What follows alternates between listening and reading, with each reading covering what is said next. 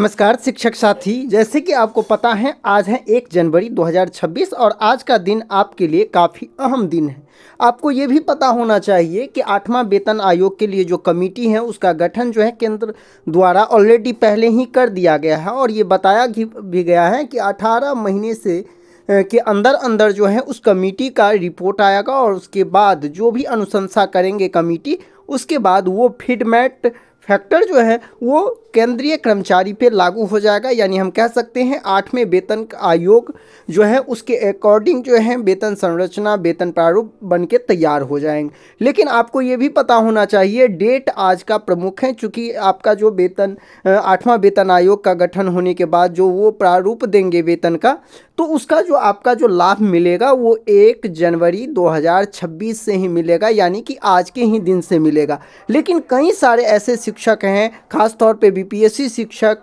जो नए में आए हैं और पुराने भी ऐसे शिक्षक हैं जिनके मन में एक ही प्रश्न है कि क्या मुझे 8वें वेतन आयोग का लाभ मिलेगा। तो इसका जवाब है यस, और इस वीडियो में हम वो प्रूफ देंगे कि किस तरह से पहले से ही शिक्षकों को भी इसका लाभ मिलते आ रहा है और आने वाले समय में भी हमें ये लाभ आज ही के दिन से मिलना प्रारंभ हो जाएगा। यानी कि जब भी वो लागू होगा और आज के डेट से जो भी हमारा एरियर बनेगा वो एरियर के रूप में अवश्य मिलेगा। कैसे मिलेगा, क्या पहले का ये लेटर आपको दिखाने का मकसद क्या है, किस तरह से हम इस वीडियो के माध्यम से आपको जो है अवगत करवा देंगे कि निश्चित तौर पर 8वां वेतन का आयोग का लाभ आपको मिलेगा। तो वीडियो को शुरू से अंत तक जरूर देखें और चैनल पे फर्स्ट बार विजिट किए हैं तो इस चैनल को अवश्य सब्सक्राइब कर ले, क्योंकि इस चैनल के माध्यम से जब भी कोई भी अपडेट दी जाती है तो वो बिल्कुल लेटेस्ट होता है और दूसरा जो है सटीक और विश्वसनीय होता है, कभी भी गलत जानकारी नहीं दी गई है। ठीक है, तो चलिए हम ये लेटर देखते हैं। देखिए ये लेटर तब का है, ये वर्ष 2017 का लेटर है। आपको पता ही होगा कि जब पिछला 7वां वेतन आयोग जो लागू हुआ था वो आपको 2017 में आकर के लागू हुआ था और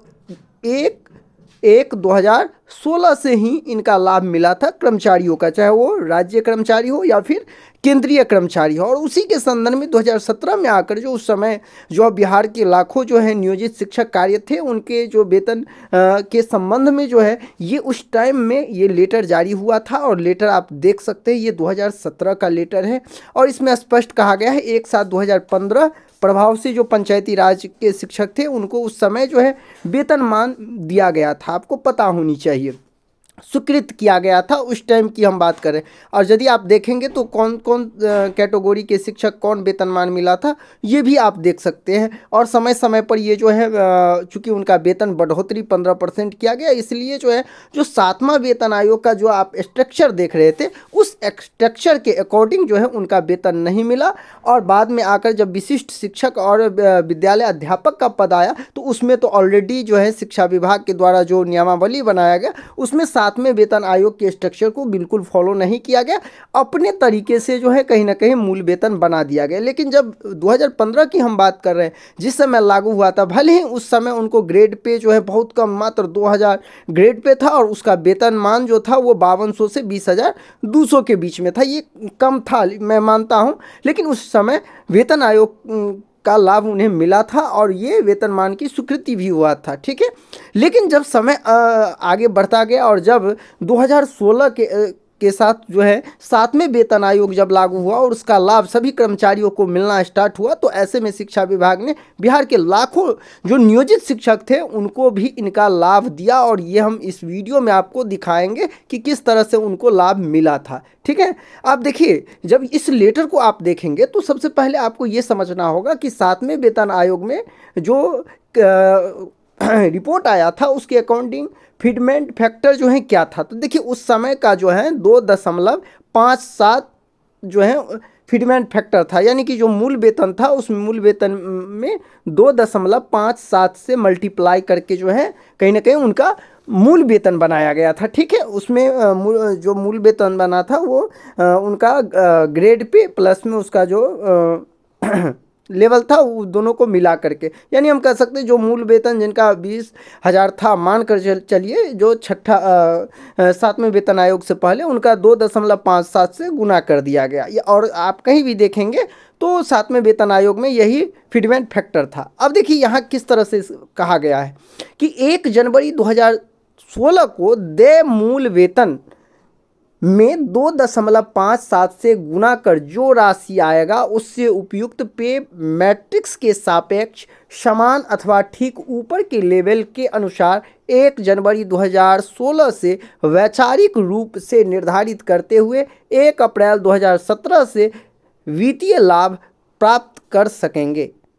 ध्यान देने वाली बात है, उस समय 1 जनवरी 2016 से वैचारिक रूप से निर्धारण किया गया था, लेकिन वित्तीय लाभ जो है उन लोग को 2017 से मिला था, 1 अप्रैल 2017 से। लेकिन चूंकि उस समय अलग, लेकिन अभी का समय अलग है। मैं इस वीडियो में ये कह रहा हूँ कि किस तरह से 17 में आकर के जो है उनको लाभ दिया गया था, इसकी बात कर रहा हूँ, क्योंकि आप को कई सारे लोगों के मन में डाउट है, जब हम लोग 7वां आयोग का लाभ ही नहीं ले रहे हैं तो 8वें वेतन आयोग का लाभ कैसे मिलेगा। देखिए, निश्चित तौर पर 7वें वेतन आयोग का जो स्ट्रक्चर है, लेवल है, उसमें आप नहीं है, लेकिन जो फीडबैक फैक्टर जो केंद्र द्वारा दिया जाएगा,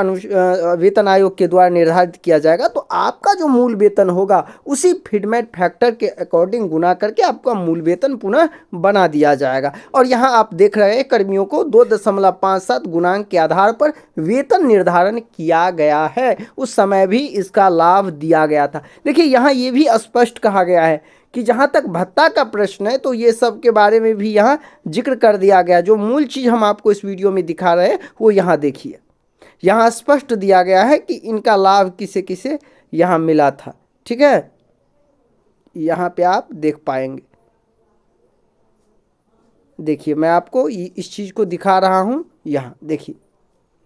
कहता है अंकनीय है कि उक्त वेतनमान में, जो वेतनमान 7वें वेतन आयोग की हम बात कर रहे हैं, में केंद्र सरकार, जो केंद्र सरकार के कर्मचारी थे एवं राज्य सरकार के कर्मियों को भी उस समय 7वें वेतन आयोग के तहत 2.57 गुणांक के आधार पर वेतन निर्धारण किया गया है। अब तो आप समझ गए होंगे कि जो केंद्र द्वारा जो कमेटी बना है, और उस कमेटी इस बार भी 8वें वेतन आयोग में जो भी फीडबैक फैक्टर देगा, और यदि कुछ भी नहीं करते हैं गवर्नमेंट, तो कम से कम जो हमारा मूल वेतन होगा, वर्तमान की मूल वेतन होगा, उससे हमारा फीडबैक फैक्टर जो आएगा उसको मल्टीप्लाई करके हमारा मूल वेतन बना दिया जाएगा, और हम कह सकते हैं कहीं ना कहीं हमें 8वें वेतन आयोग का लाभ मिल जाएगा।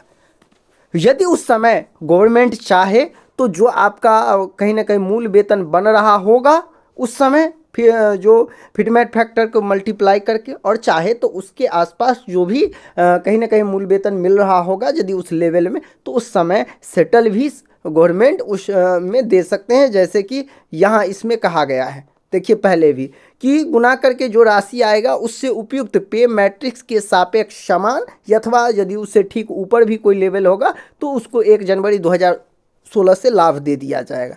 तो कहीं ना कहीं 8वें वेतन आयोग का भी जब हमें इस तरह का रिपोर्ट सामने आ जाएगा, जिसके लिए निर्धारित जो अवधि दिया गया है 18 माह से पहले रिपोर्ट देना है, जो वेतन आयोग को लेकर जो कमेटी गठन किया गया, फिर निश्चित तौर पर 1 जनवरी 2026 से इनका लाभ सभी बिहार के जितने भी शिक्षक हैं, नियोजित हो, विशिष्ट हो, या फिर हम विद्यालय अध्यापक की बात करें, सभी को 8वें वेतन आयोग का लाभ मिलना तय है। चूँकि यहाँ स्पष्ट आप देख रहे हैं कि जो चीज़ वेतनमान में केंद्र सरकार और राज्य सरकार के कर्मियों को जो गुणांक के आधार पर वेतन निर्धारण किया, वही बिहार के उस समय के नियोजित शिक्षकों को भी दिया गया था। तो निश्चित तौर पर अब तो हम ऑलरेडी राज्य कर्मचारी बन गए हैं, लाखों शिक्षक, तो उनको भी उस चीज़ का लाभ मिलना तय है। और ये लेटर आप देखें, ऐसा नहीं लगे कि ये लेटर झूठा हो। आप देख सकते उस समय का लेटर है, जो 21/6/2017 का लेटर है, और ये लेटर कहीं ना कहीं हम जो है कहीं से जो है इसको प्राप्त किए, और सोचे क्यों नहीं आपके मन में जो डाउट चल रहा है, सभी लोग कह रहे हैं वेतनमान का लाभ नहीं मिलेगा 8वें वेतन आयोग का, तो निश्चित तौर पर अब आप ये कंफर्म हो जाए कि आपको आज ही की तिथि से 1 जनवरी 2026 से ही निश्चित तौर पर जब भी फीडबैक फैक्टर आएंगे, आपको इसी दिन से इसका लाभ प्राप्त होगा। तो आप सभी के लिए आज का दिन कहीं ना कहीं हम सोचे जो इस तरह की न्यूज दे दे, क्योंकि आज ही से आपका जो है 8वें वेतन आयोग का जो भी लाभ होगा वो आज से ही मिलेगा निश्चित तौर पर। उम्मीद करते हैं अब आपके मन में कोई भी प्रश्न नहीं होगा इससे संबंधित। यदि फिर भी आपके मन में कोई प्रश्न है तो कमेंट करके आप ज़रूर पूछ सकते हैं। मिलते हैं नेक्स्ट वीडियो में। धन्यवाद।